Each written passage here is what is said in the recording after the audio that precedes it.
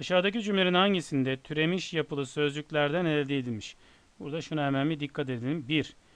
Türemiş yapılı sözcüklerle elde edilmiş bir ikileme. 2. Cümlenin anlamını durum bakımından belirtmiştir. 3. Öncelikle ikilemeleri bulalım. Göz gözü, iyi kötü, neşeli neşeli, allı pullu, ağır ağır ikilemeleri bulduk. Peki türemiş yapılı olanları bulalım şimdi. İkinci basamağımız. Türemiş yapılı değil. Türemiş yapılı değil ikileme. Neşeli neşeli türemiş yapılı. Bu kalsın.